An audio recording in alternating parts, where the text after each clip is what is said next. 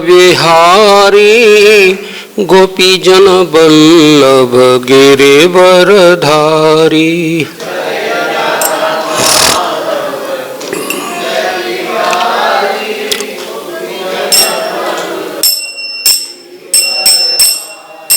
जय राधा माधव कुंज बिहारी गोपीजन बल्लभ गिरिवरधारी।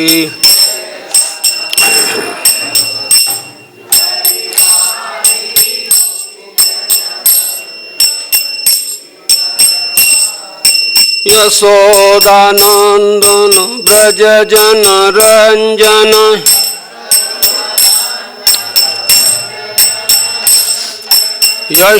यशोदानंदन ब्रज जन रंजन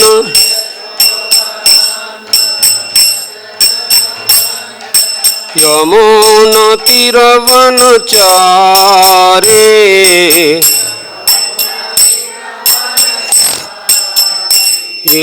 यमुना तीरवनचारी।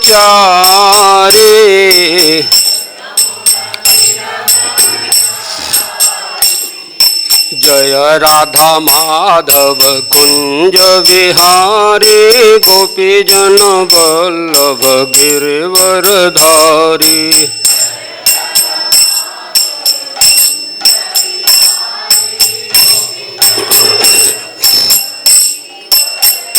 रे जय राधा माधव कुंज बिहारी गोपीजन बल्लभ गिरिवरधारी।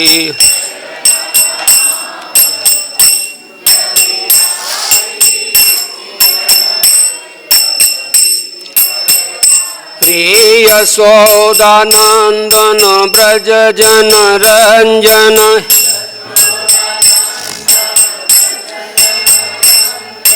यशोदानंदन ब्रज जन रंजन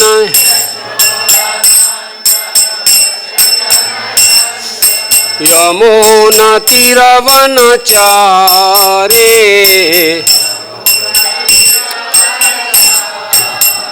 यमुना तीरवनचारी।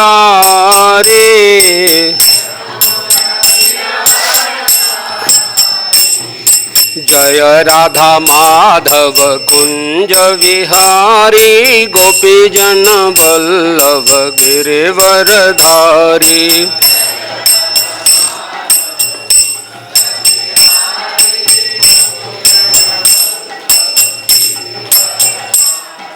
राधा श्याम सुंदर राधा श्याम सुंदर राधा श्याम सुंदर राधे।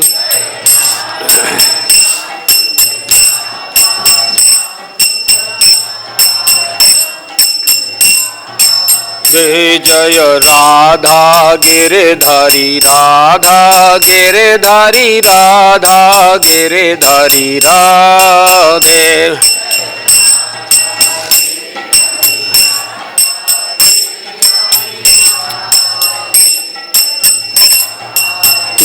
जय राधा मदन मोहन राधा मदन मोहन राधा मदन मोहन राधे।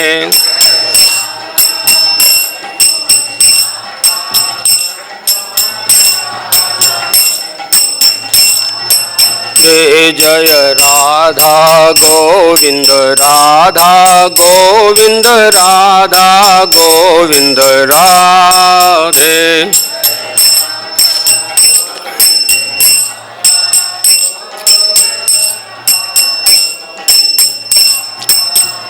जय राधा गोपीनाथ राधा गोपीनाथ राधा गोपीनाथ राधे।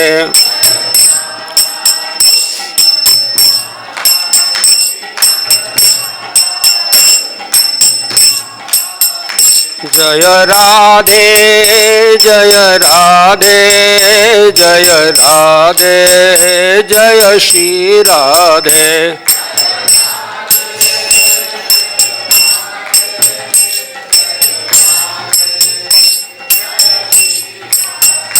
जय कृष्ण बलराम जय कृष्ण बलराम कृष्ण बलराम जय कृष्ण बलराम।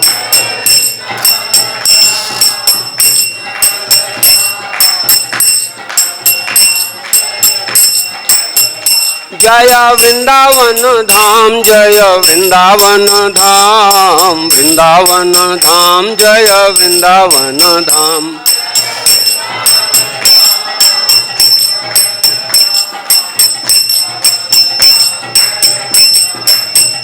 जय गौर निताय जय गौर निताय गौर निताय जय गौर निताय।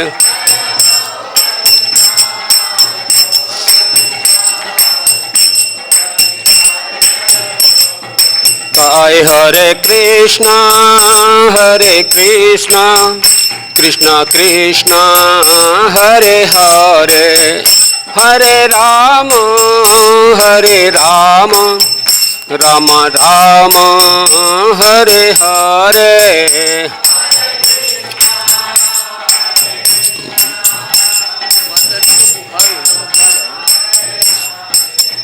हरे कृष्ण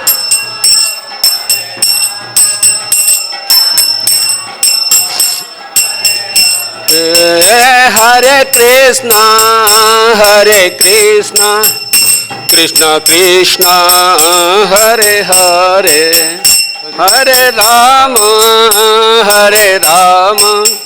राम राम हरे हरे।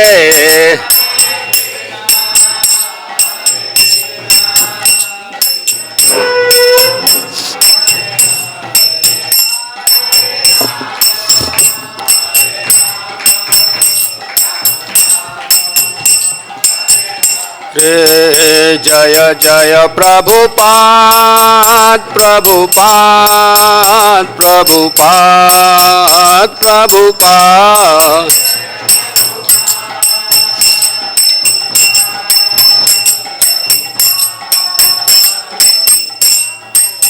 निताय गौर प्रेमानंदे हरि हरि बोल।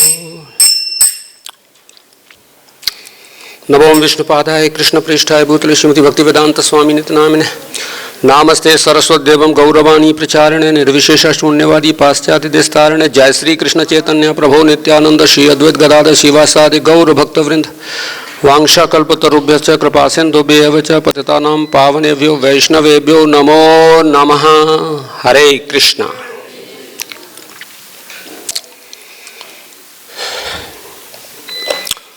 ओम नमो भगवते वासुदेवाय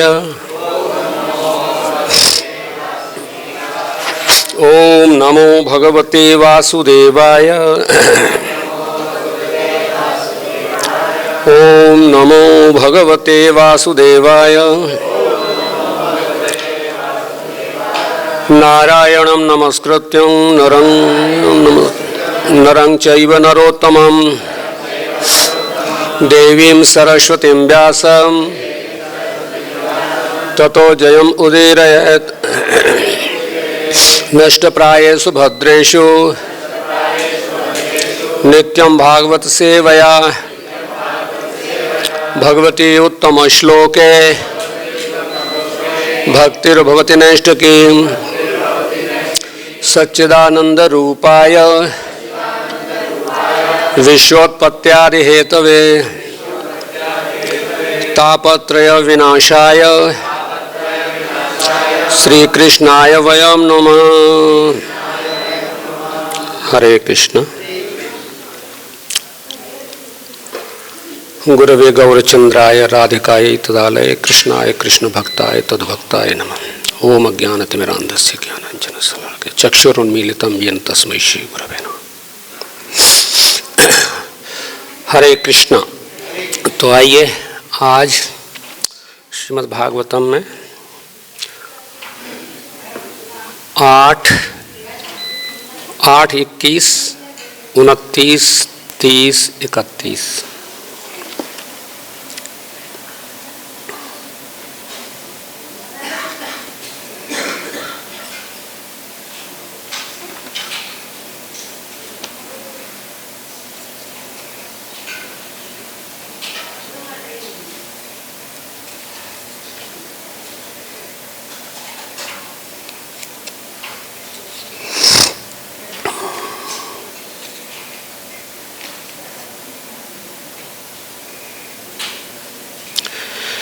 तीन श्लोक हैं, दो को पढ़ेंगे, तीनों को आवृत्ति 31 की कर लेंगे।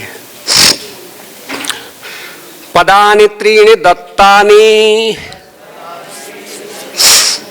भूमेर्मह्यं त्वया सुर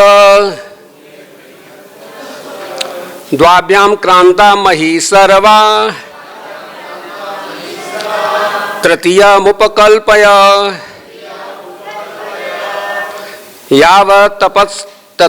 यावतपत्यतस्सहु गोभिर् यावतपत्यसौ गोभिर् यावदिन्दु सहोडवे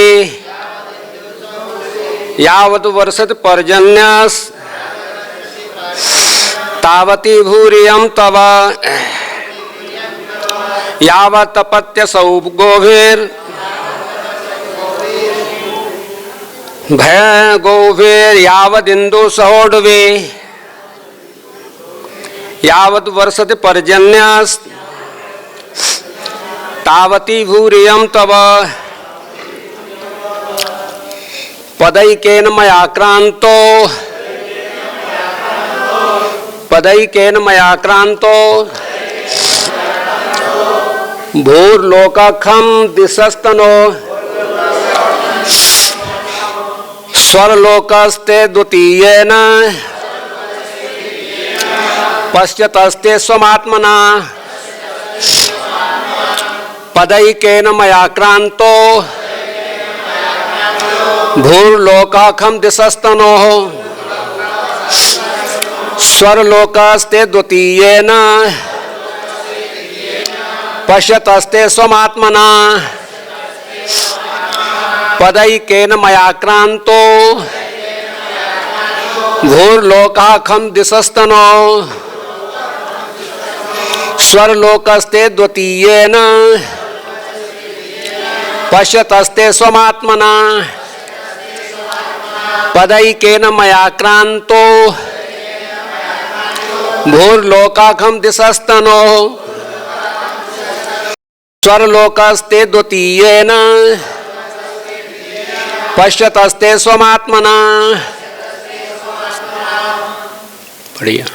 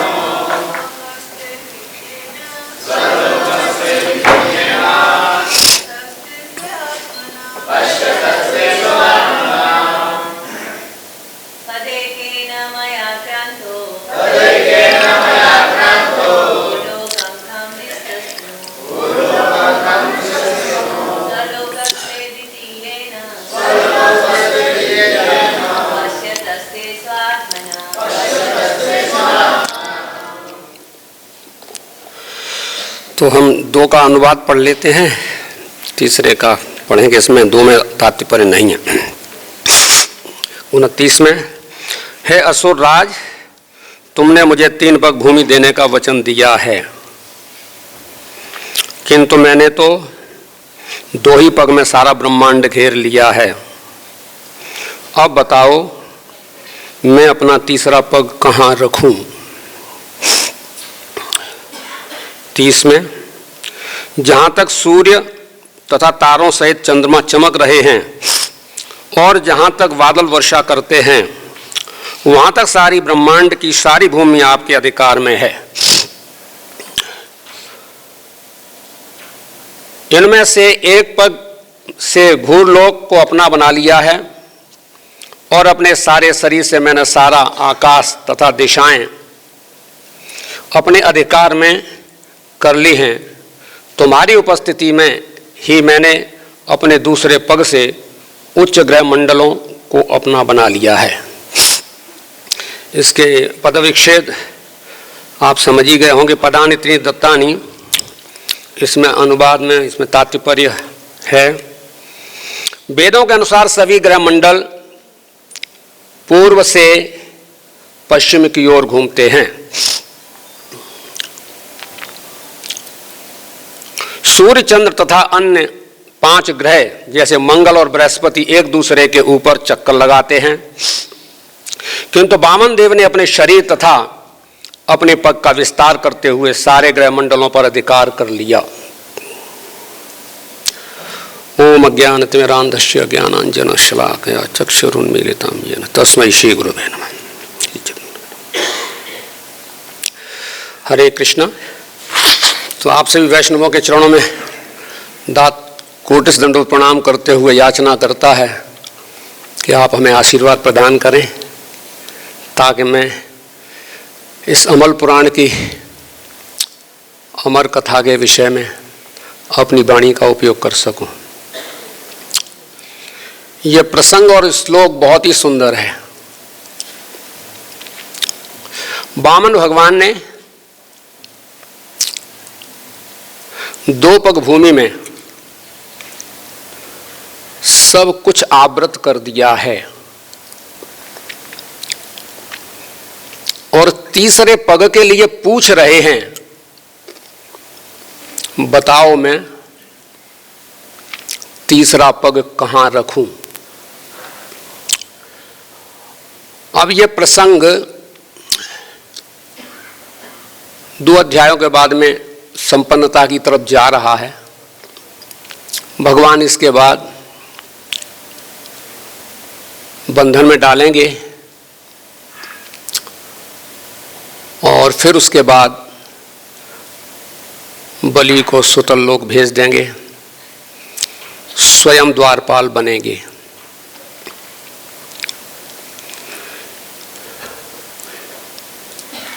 यह चरित्र प्रसंग जब चालू होता है तो ये दोनों प्रसंग एक दूसरे के साथ जुड़े हुए हैं। देवासुर संग्राम और वामन भगवान का प्राकट्य एक दूसरे के साथ जुड़े हुए हैं और पूरे स्कंध में गजेंद्र मोक्ष का चरित्र, उसके बाद में देवासुर संग्राम, मोहिनी का के स्वरूप पर शंकर जी का मोहित होना आदि, उसके बाद में वामन प्रसंग आता है। और वामन प्रसंग का ये जब स्कंद पूरा होता है तो एक अध्याय आता है मत्स्यावतार का।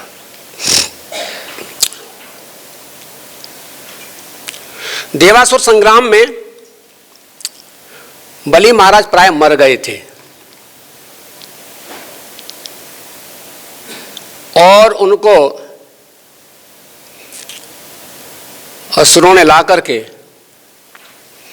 गुरुदेव के सामने प्रस्तुत कर दिया। गुरुदेव ने उन्हें संजीवनी विद्या के द्वारा संजीवित कर दिया।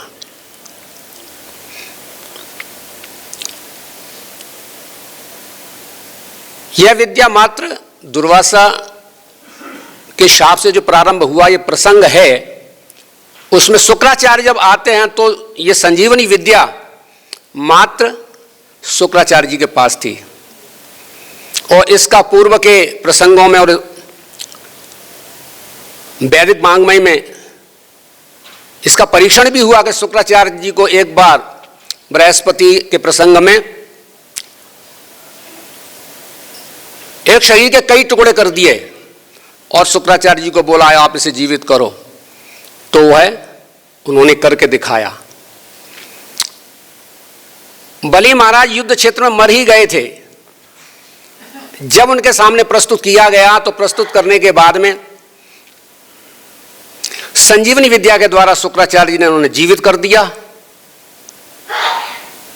और जीवित करने के बाद में जैसे ही बलि महाराज अपने स्वरूप में होश में आए, उनकी एक चेतना आई, इस जीवन का कोई उद्देश्य नहीं हो सकता, मैं तो प्राय मर ही गया, गुरुदेव की कृपा से मैं जीवित हुआ हूं, अब मैं इस जीवन का और कोई उपयोग नहीं करूंगा, सिर्फ भगवान का भजन करूंगा।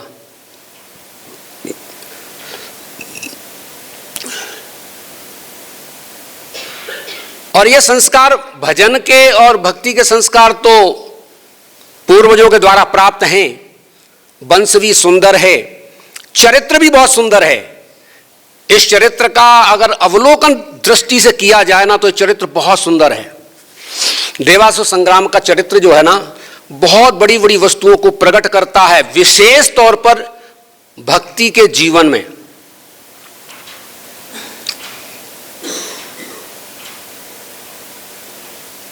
इधर देवता जो थे ना, तो देवताओं ने क्या सोचा, अब क्या है, बलि तो मर गए और हम जीत गए, अब कोई बाधा नहीं है, निष्कंटक होकर के राज्य करो, कोई चिंता नहीं है, चिंता खत्म हो चुकी है। अब हमारे बॉर्डर पर कोई आक्रमण करने वाला बचा ही नहीं है जिसकी हम चिंता करें, अब तो मौज मस्ती करो। तो देवता खूब भोगों की मस्ती में आ गए और बॉर्डर की चिंता उन्होंने छोड़ दी। ये समझने वाली बात है। असंतुष्ट ध्वजा नष्ट, संतुष्ट नपा। और राजा विनाश को प्राप्त हो जाएगा जो संतुष्ट है, वह ब्राह्मण विनाश को प्राप्त होगा जो असंतुष्ट है। संतुष्ट ब्राह्मण प्रफुल्लित रहता है, आनंद में रहता है, मस्ती में रहता है, जीवन का पूरा आनंद लेता है। और जैसे ही ब्राह्मण संतुष्ट से असंतुष्ट होता है, वैसे ही उसकी सारी की सारी ऊर्जा, प्रभुता एकदम क्षीण हो जाती है।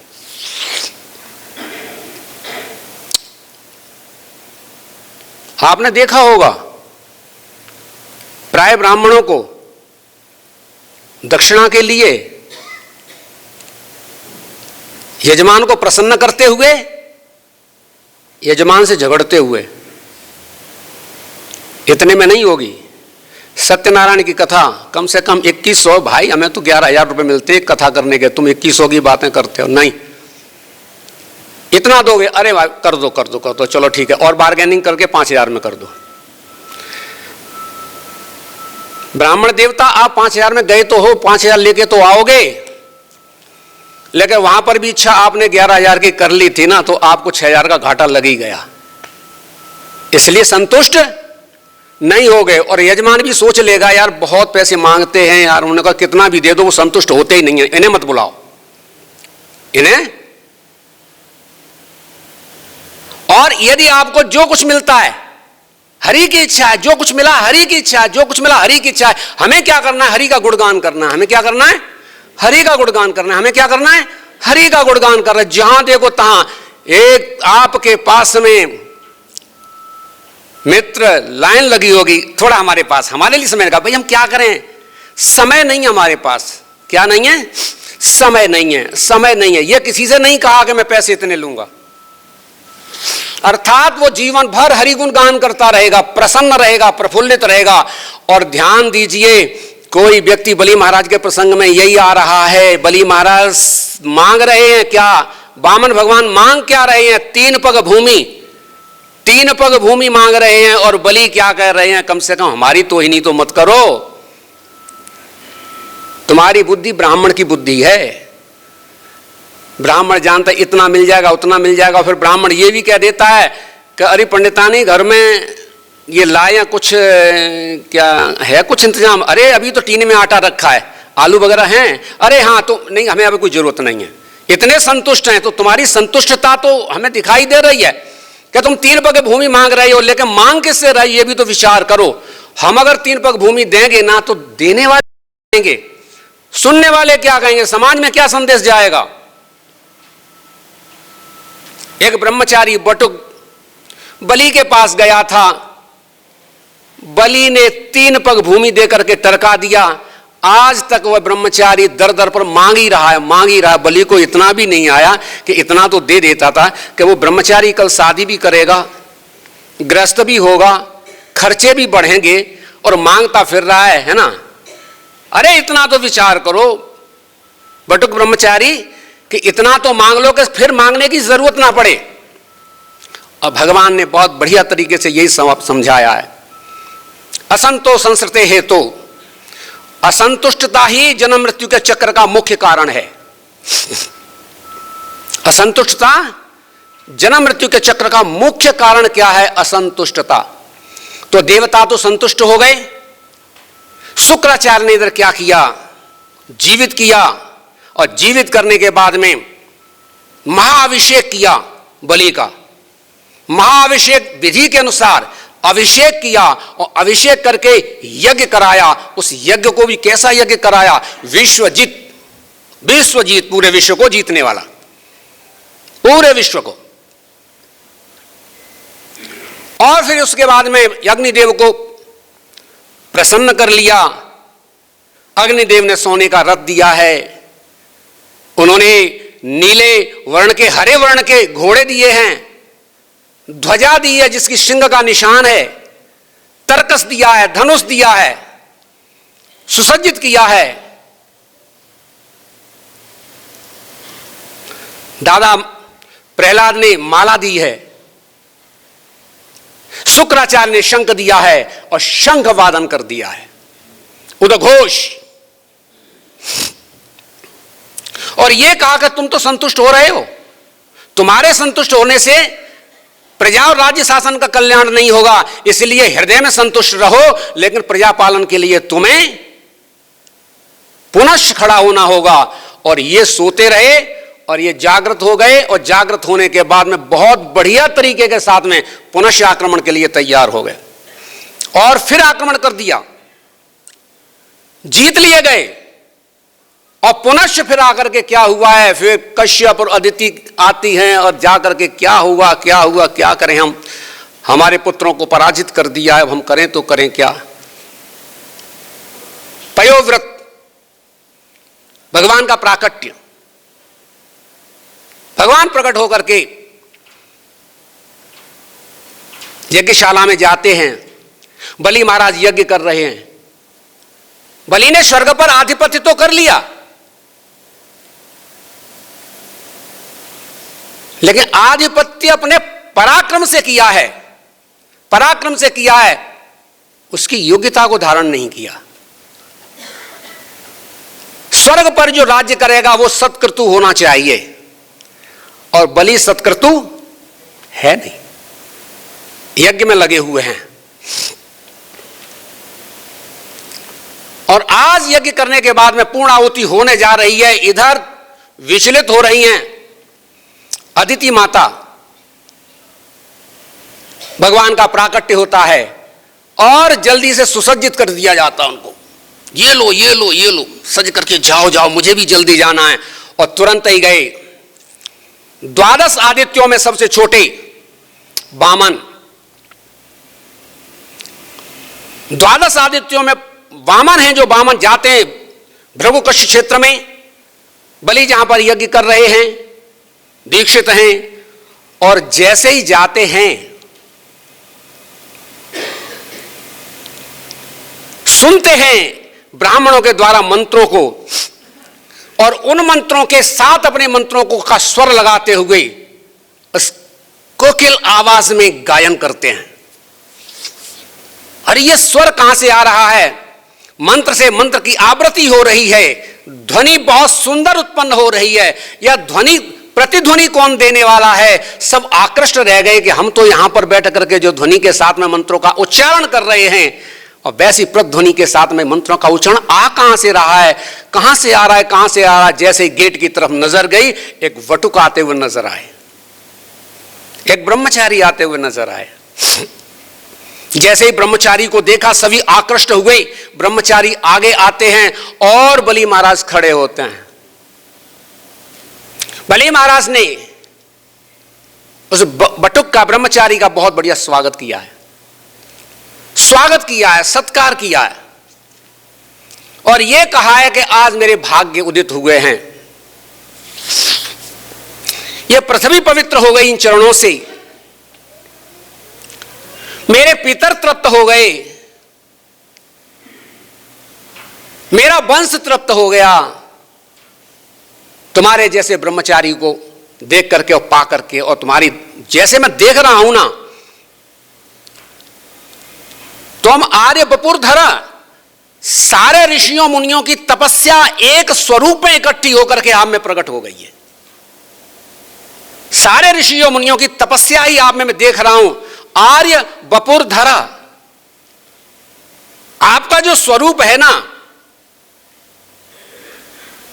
तेजोमय स्वरूप है आपका, और धन्य रह गए। स्वागत किया और स्वागत करने के बाद में बोलते हैं, हे बटुक, मुझे ऐसे लगता है आप आए हो, कोई प्रयोजन तो अवश्य होगा, कोई इच्छा तो अवश्य होगी। बोलो बोलो मैं क्या करूं? लोक के लोक दे दूं, सोने चांदी के पहाड़ दे दूं, पीने के लिए बहुत सामग्री, खाने के लिए अन्न के भंडार दे दूं, स्वादिष्ट सुस्वादु रसपूर्ण युक्त होकर के पीने के पेय पदार्थ दे दूं,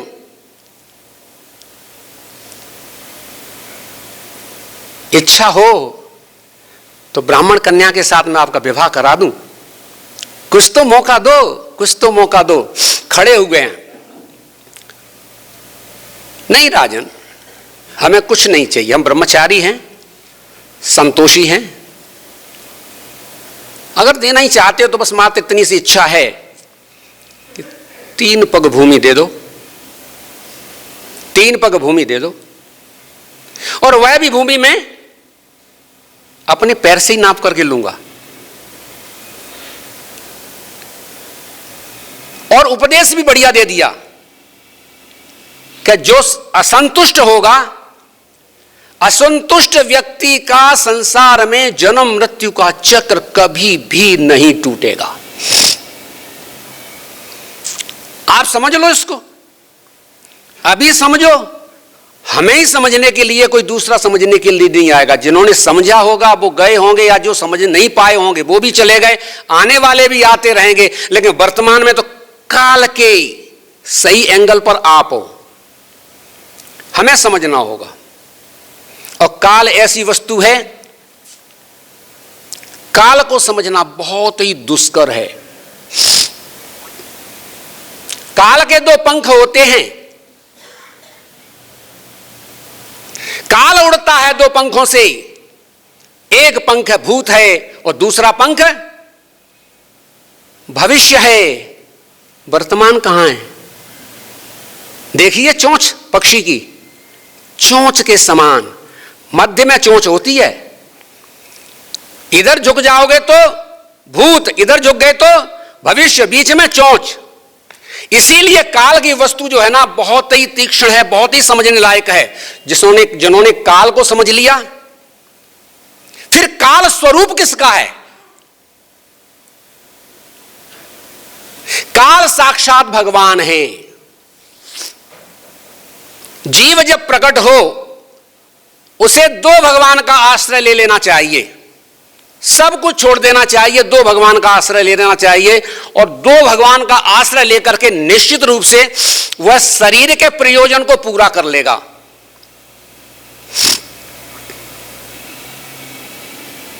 तदप्य अध्रुव अर्थदम, अर्थ को प्राप्त कर लेगा। किस भगवान की बात कर रहे हैं आप? नंबर 1 काल भगवान। कौन से? नंबर 2, नाम भगवान। कौन से? काल भगवान और नाम भगवान प्रत्यक्ष हैं आपके लिए। स्वीकार कर लो, सरेंडर कर दो, समर्पण कर दो। और काल का मतलब जानते हो? काल भगवान की इच्छा, भगवान की योजना, इच्छा, भगवान का दंड,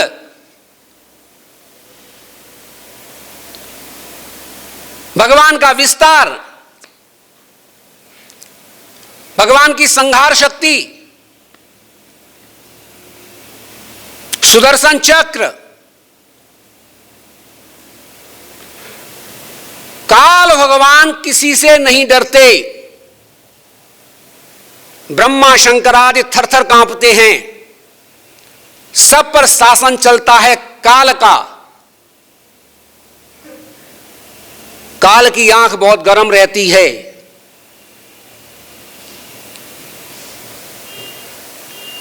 काल जब विनम्र से नजर आते हैं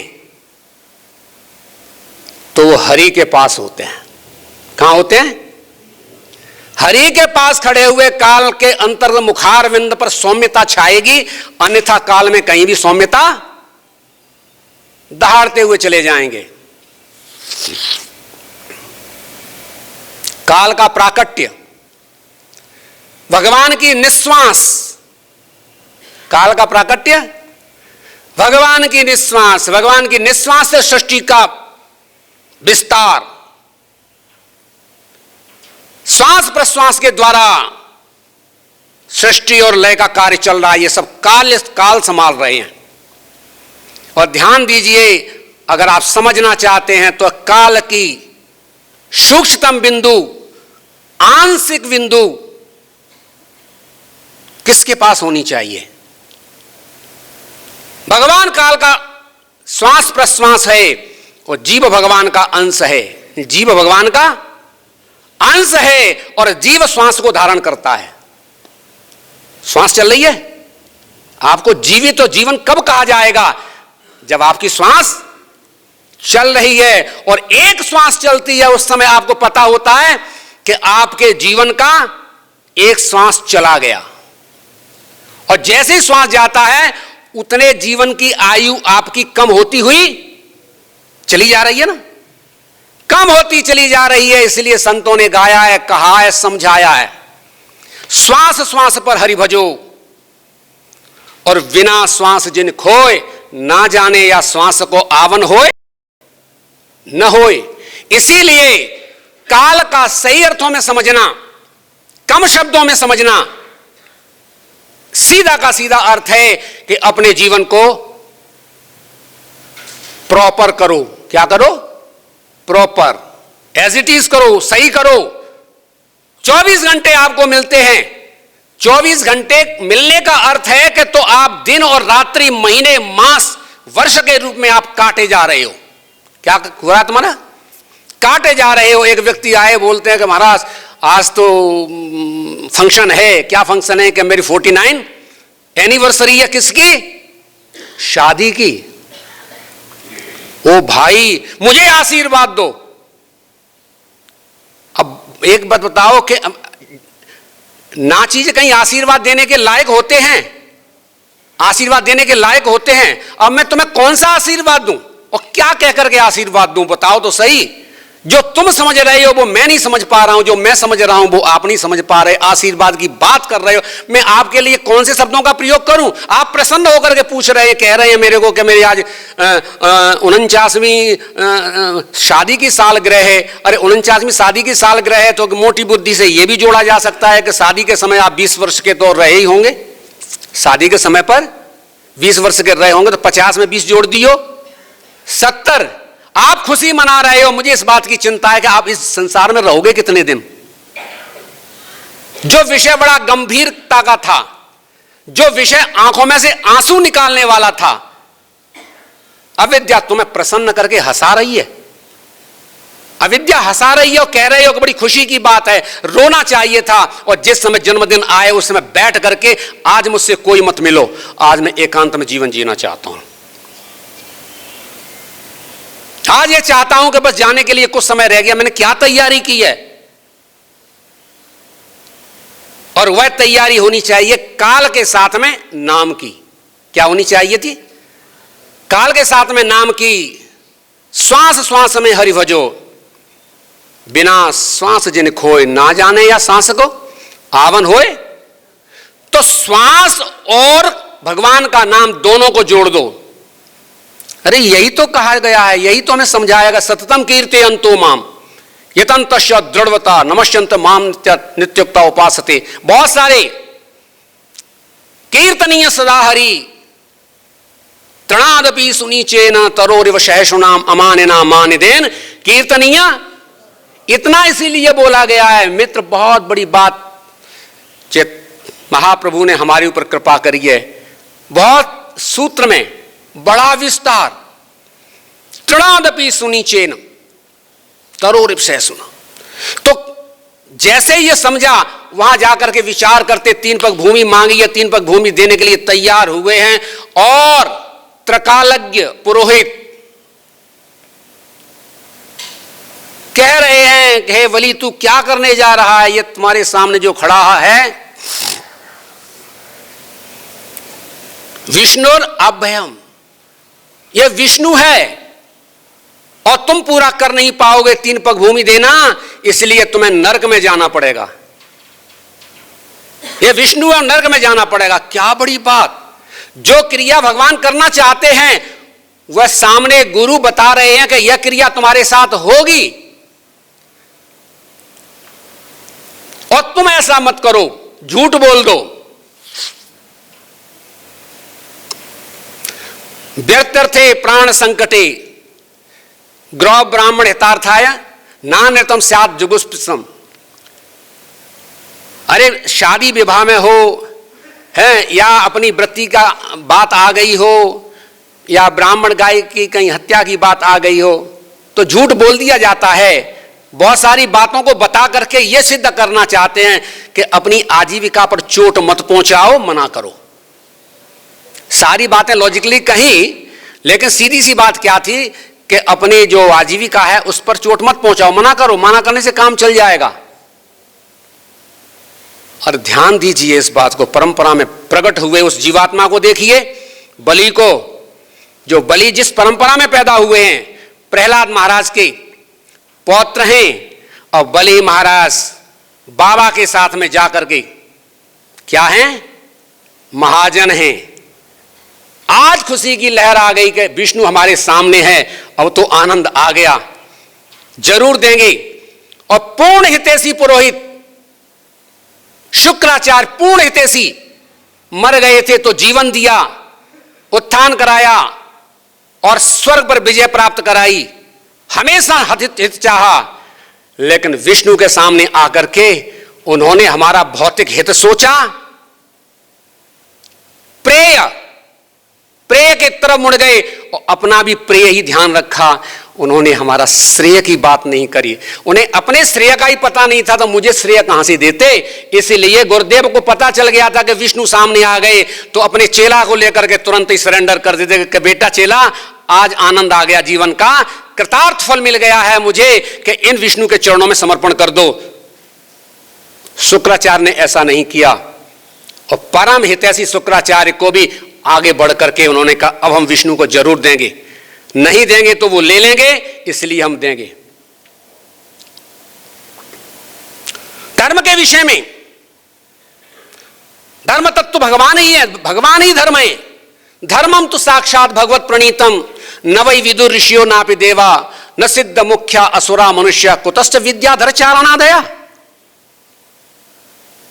वह धर्म ऐसी वस्तु है, तर्को अप्रतिष्ठो, तर्क से सिद्ध नहीं किया जा सकता। तर्को प्रतिष्ठो श्रुतियों विभिन्ना नासा ऋषिर्यस मतिस भिन्नम धर्मस्य तत्वम निहितम गुहायाम महाजनो येन गता स पंथा। कहीं धर्म नहीं मिलेगा आपको, महाजनों के कदमों को पीछे चलोगे तो मिलेगा। भागवत की शुरुआत में ही धर्मा प्रोक्षिता केतवत्र निर्मत्सराणाम सताम वेद्यम वास्तव अत्र वस्तु शिवदम तापत्रयोन्मूलनम। ऐसे धर्म को जो संसार में बांध रहा हो, कपट धर्म हो। इसीलिए धर्म को समझना बहुत बड़ी चीज है। अब समझिए कि जिन्होंने धर्म को समझा है, जिन्होंने धर्म को जाना है, धर्म के बड़े विभेद हैं। और भागवत की शुरुआत में तो कपट धर्म और सतत धर्म की बात कर दी गई है। कपट धर्म से निकल करके जो सतत धर्म में आ गया है, सर्वोपाधि विनिर्मुक्ता तत्परेत्वेन निर्मलम, सभी प्रकार की उपाधियों से जो मुक्त हो गया है, जिसने अपने आप को बचा लिया है। और बचाने में कोई ज्यादा परेशानी नहीं है, बचाने में कोई ज्यादा परेशानी नहीं है, बहुत बड़ी परेशानी है। कैसे हम बचाएं? अरे मित्र, जितना तुम बोझा सर पर ढो रहे हो ना, बोझा ढो रहे हो, क्लिश्यमान हो रहे हो, तड़फ रहे हो, उस बोझा फेंकने में कितनी देर लगती है? संसार के बोझा को सर पर लेकर के जो ढो करके बैठे हुए हो, कितनी देर लगती है? मित्र, चाहे तुम कुछ भी बने रहना, वह धर्म का मार्ग ऐसा है, उसी सुई के नोक से, सुई के छिद्र से निकलना सभी को पड़ेगा, चाहे राजा हो या रंक। राजा भी निकलना जान सकता है और रंक भी निकलना जान सकता है। सवै मनः कृष्ण पदार विंदयो वचांसी वैकुंठ गुणानुवर्णने। अंबरीश महाराज जानते हैं कि कैसे निकला जाएगा, वो तो राजा हैं, निकलना जानते हैं। सकल भुवन मध्य निर्धना से धन्या निवसत हृदय साम श्री हरेर भक्ति रेखा हरेरपि निज लोकम सर्वथा तो विहाय प्रवशत हृदय साम भक्ति सूत्रोपनद्ध। एक पतला सा धागा है, उसका सहारा लेकर के भगवान उस निर्धन के हृदय में प्रवेश कर जाते हैं। और जब प्रवेश करते हैं तो रंचक ही में संचरे सब तन कंचन, बहुत बढ़िया वस्त्र पहने हुए हैं, आभूषणों से सजे हुए हैं, अलंकारों से सजे हुए हैं, लेकिन मुख को देख करके यह लग रहा है कि कितना भयभीत व्यक्ति बैठा हुआ है। मुख प्रसन्न नहीं है, आभूषण चमक रहे हैं, आभूषण चमकते हुए रो रहे हैं कि मैं किसके पल्ले पड़ गया, जिसका मुखारविंद ही इतना धूमिल हो, मुखारविंद का ही दीपक बुझा हुआ पड़ा हो, आभूषण क्या प्रसन्नता दे पाएंगे? आभूषण नहीं है, वस्त्र भी नहीं है, लेकिन मुखारविंद और शरीर खिला हुआ है, आनंद भर जाता है ऐसे निर्धन का। तो उसमें से निकलने तो सभी को पड़ेगा। कोई ये व्यक्ति कह दे नहीं धनवान व्यक्ति जाएगा, नहीं उसमें तो कोई ज्ञानी जाएगा, कोई नहीं है। सारे के सारे साधन है, ये साध्य वस्तु सबके लिए एक ही है। हम जो कुछ कर रहे हैं बहुत सारा विधि मार्ग है, जरूरी नहीं है किसी ने विधि मार्ग कोई पूरा किया हो वो रागानुगा मार्ग में ही आ गया हो। तो इस प्रकार जब यहां पर बलि महाराज को विधि के साथ महाजन बनाया, एक पग में ममता खींच ली, दूसरे पग में अहंता खींच ली, तीसरा पग रह गया, अब कहां रखूं? अहंता ममता तो आपने खींच ली है, लेकिन अहंता ममता को धारण करने वाला अभी कर्ता बचा है। और जब तक ये कर्ता समर्पण नहीं करेगा तब तक वह संसिद्धि को प्राप्त नहीं होगा। मैं सही कहता हूं आपसे, हम आपको तीसरा पग रखने के लिए देंगे, ये तो आपने मेरा हरण किया है और ये बचा हुआ है सर। भगवान ने दो पग में भू भुव स्वहा, पहले पग में भू भुव स्वहा और दूसरे पग में महाजना तपा सत्य। और सत्य को भी जाकर के ब्रह्मा जी विचार कर रहे हैं, क्या आनंद प्रफुल्लित हो रहा है, यह क्या हिरण्यमय आभा फैल रही है, इस लोक में हो क्या रहा है, ब्रह्मा को पता ही नहीं चल पाया। उससे जाकर के ब्रह्मांड की बाउंड्री फाड़ दी। विष्णुपादाब्ज संभूते गंगे त्रिपथगामिनी धर्मम द्रवेत विख्याते पापम में हर जहानवी। जैसे ही पग गया दूसरा, ब्रह्मांड को टच किया और वो वैकुंठ जल नख पर आया और नख पर आकर के एड़ी पर आया। ब्रह्मा जी विचार कर रहे थे, देखा जैसे ब्रह्मा जी ने कमंडलू लगा दिया, उस कमंडलू से ही पैरों को धो रहे हैं। गंगे त्रिपथगामिनी, वह आकर के सत्यलोक, स्वर्गलोक और पृथ्वी तक आई गंगा, और गंगा आज तक पवित्र कर रही हैं। गंगा गंगा कहने से पवित्रता।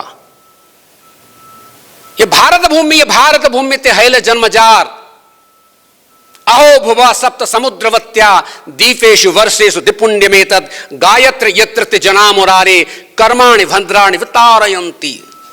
भारत भूमि में जन्म लिया है तो मात्र बहुत सारा भूमंडल पड़ा हुआ, पूरा विश्व पड़ा हुआ है, जो कुछ जैसा कर रहे हैं करने दो।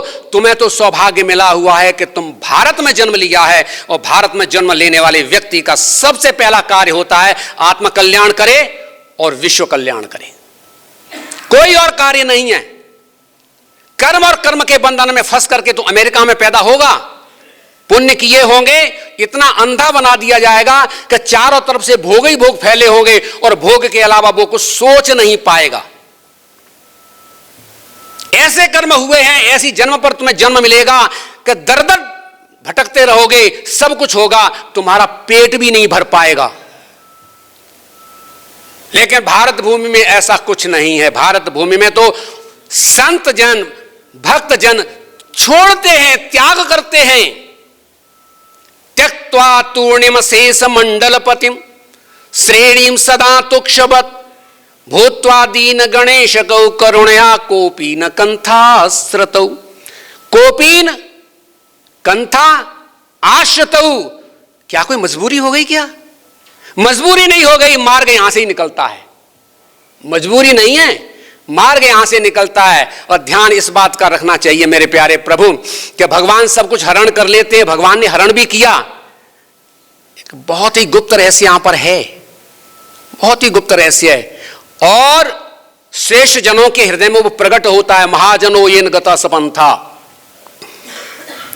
वह श्रेष्ठ रहस्य ऐसा होता है कि जब भगवान कृपा करते हैं और तुम मान नहीं रहे, तब तो भगवान हरण करते हैं। और भगवान कृपा करते हैं और भगवान की कृपा को तुम समझ जाते हो, तो सब कुछ होते हुए भी, सब कुछ है, सब कुछ प्राप्त है, लेकिन मेरा कुछ भी नहीं है। ये सब कुछ किसका है? कृष्ण का है। हम क्या करते हैं? कृष्ण की संपत्ति की रखवाली करते हैं। आपके लिए भगवान वही फॉर्मूला अपनाएंगे हरण करने का। हरण क्या करते हो प्रभु? ये तो आपका सब कुछ पहले से ही, हरण तो उसका करो जो किसी दूसरे का हो। विराट स्वरूप में पातालमे सस्य पादमूलम पठन्ति पार्षिणी प्रपदेर सातलम महातलम विश्वसृजौत गुल्फौ तलातलम वही विश्वस्य जंगे। चारों तरफ वही फैले हुए हैं। तुम्हारा था क्या? विपरीत दिशा तुम्हें आ गई थी, इसलिए विपरीत दिशा को ही तो हटाना, मेरा कुछ नहीं है। और ऐसे भाव को जो धारण कर लेता है, निश्चय ही मानिए वह मनुष्य, वह साधक, वह भक्त तुरंत ही आनंद के सागर में डूबा हुआ होता है। तो यह बहुत बढ़िया प्रसंग है। महाजन हमारे बली महाराज, और ध्यान इस बात का रखना, देवासुर संग्राम में, देवासुर संग्राम किस वस्तु का द्योतक है, किस बात को कहने वाला है? देवासुर संग्राम का सीधा अर्थ है गुणात्मिका माया का खेल। गुणात्मिका माया का खेल है। सतोगुण में है देवता, तमोगुण रजोगुण में है दैत्य आदि। खेल चलता रहेगा, खेल कभी रुकेगा नहीं। ये देवासुर संग्राम कभी रुकने वाला है नहीं। फिर हमें क्या करना है कि तुम देवासुर संग्राम से अलग हट करके तुम भागवत धर्म को अपनाओ। क्या करो? भागवत धर्म को अपनाओ। वर्णाश्रम धर्म से भी हट करके भागवत धर्म को अपनाओ। लेकिन किसी दूसरे को ये मत कहना कि ये श्रेष्ठ है, वो ये श्रेष्ठ नहीं है, ऐसा कहने का अधिकार भी मत रखना। अपने को निकालो। न बुद्धि भेदम जनयेद ज्ञानम कर्म संगिनाम। बुद्धि का भेद पैदा न करें। जो से सर्व कर्माणि विद्वान युक्त समाचरा। अपने आचरणों से बताओ कि जीवन कैसे जिया जाता है। तो इसीलिए भगवान भी कहते हैं कि जो बुद्धि भेद पैदा मत करो, समाज में विप्लव पैदा मत करो, अपने आचरण से बताओ। दूसरा 10 बजे तक सो रहा है, सोने दो। तुम तो 3 बजे खड़े होते हो ना। एक साथ तुम्हारे साथ अगर उसे 2 दिन रहने का मौका मिल गया ना, तो तुम्हारी प्रसन्नता को देख करके, आनंद को देख करके, और इतनी शर्म आएगी, उसको शर्म आएगी कि देखो प्रभु जी हमारे साथ रहते हैं, 3 बजे खड़े होकर हरे कृष्णा बोल रहे हैं, आनंद में नाच के भी आए, मैंने इनको देखा और हमारी आंखों में से अभी गंदगी नहीं निकली हुई है, पता क्या करेंगे। हम कह रहे हैं कि भूख लगी है, भूख लगी है, शर्म आ जाएगी। तो तुम्हारे आचरण से समाज को सीखना है। उपदेश बहुत करें, आचरण नहीं हो, महाप्रभु ने मान्यता नहीं दी है। आचरण न हो, आचरण हो, उपदेश ना करें, महाप्रभु बोले तुम कृपण हो, धन रखते हो किसी को देते नहीं हो। आचरण करो और प्रचार करो और बलवान बनो और शेर की तरह दहाड़ते हुए इस संसार से विदा लो। पीछे देखने वाले देखते रह जाएं कि वो तो आए थे और चले गए, उन्होंने अपना काम कर लिया। ऐसे आना चाहिए और ऐसे जाना चाहिए। भगवान बहुत कुछ, भागवत का एक एक प्रसंग हमारा शोधन करने के लिए, हमें समझाने के लिए, आप कथानक में उलझ करके मत रह जाओ। एक एक कथानक हमें क्या दे रहा है, उस एक एक कथानक को समझने के लिए हमारा रस क्या है, क्या दे रहा है। और भागवत में सर्व दिशाओं का तुम्हारा मार्जन किया गया है। भागवत और भगवत गीता के द्वारा जीवात्मा का, भक्त का पूरा मार्जन होता है। और सबसे बड़ा आनंद तो हमारे चैतन्य महाप्रभु ने दिया है, हमारे आचार्यों ने दिया है। चैतन्य चरितामृत, भक्ति रसामृत सिंधु, इन ग्रंथों में डूब जाओ। मित्र, संकोच के साथ कह रहा हूं, विनम्रता के साथ कह रहा हूं, मंजिल और भी आगे है, मंजिल और भी आगे है, मंजिल और भी आगे। हरे कृष्णा। इन्हीं शब्दों से हरे कृष्णा कृष्णा कृष्णा हरे हरे, हरे राम राम हरे हरे, हरे कृष्णा कृष्णा कृष्णा हरे हरे, हरे राम राम राम हरे हरे, हरे कृष्णा। उपस्थित हुई महान विभूतियों को मैं प्रणाम करता हूं, दंडवत प्रणाम करता हूं।